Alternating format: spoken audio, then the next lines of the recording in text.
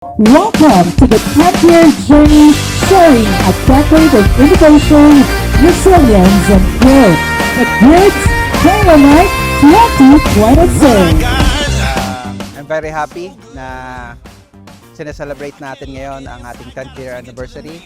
Nagsimula tayo noong 2016, ngayon 2026, no? From 18 na founders ng GRIDS or Geographic Innovations for Development Solutions Inc. Ngayon ay meron na tayong more than 100 na staff, no? Na patuloy na gumagawa ng mga serbisyo para sa kalikasan at of course para sa ating bayan. I can't keep it to myself, gotta spread it around. I gotta let everybody know what's going down. I can't keep it to myself, gotta spread it around.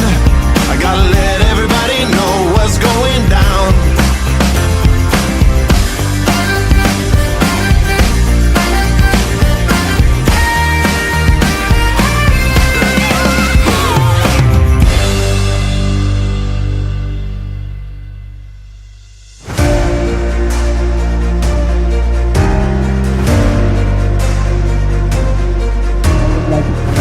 Everyone dun sa effort na umattend, no?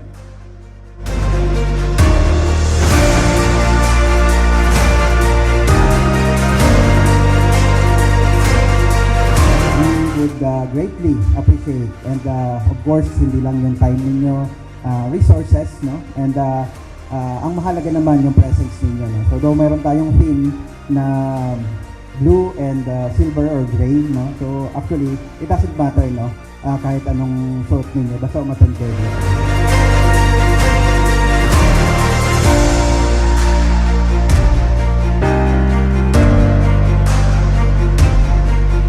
So, sa mga hindi nakakilala sa akin, Ozzy nga po pala.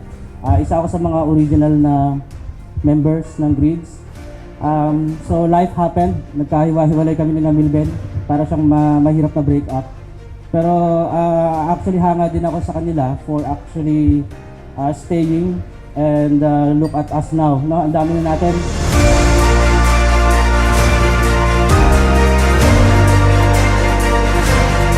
Actually, to be honest, sa isang consultancy firm, we don't actually expect everyone to stay, no? Pero we are very much thankful for everyone who decide to stay.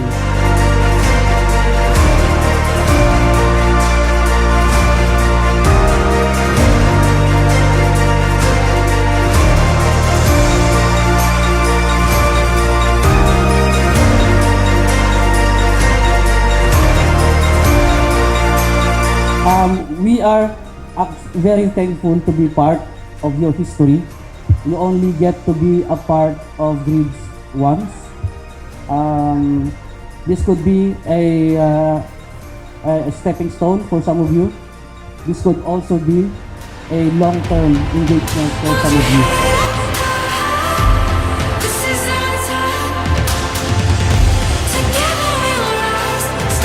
So, let me start with the congratulations muna sa GRIDS, sa Milben, Sir Les, and all of the teams. Kasi kitang-kita itong past week na ito, talagang hardworking, very hardworking. And then, kita niyo yung mga outputs na pinakita nila. Even yung mga outputs ng mga before na activities, talagang kita niyo na may impact yung ginawa ng GRIDS. Yung dedication ng mga bawat isa sa atin, kung paano natin isa sa puso yung ating ginagawa, at yung genuine care dun sa ating company. Leave the shadows below. But oh mama, we've made it to the highest heights singing. Oh mama, oh mama. Ang hiling ko lang siguro, no, bukod dun sa pagtitiwala na patuloy nyo sana maibigay sa management, no? At sa bawat isa na kasama natin sa pang-araw-araw nating hanap buhay, no? Yung tiwala na ibinibigay natin sa isa't isa ay magpatuloy, and yung pangalan pare-parehas sama-sama nating binuo at patuloy na pinagaganda ay sana hindi masisira.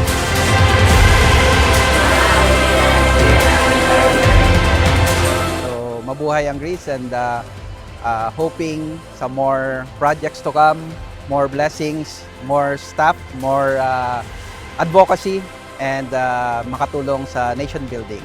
So, marami pa tayong matulungan to map better decisions.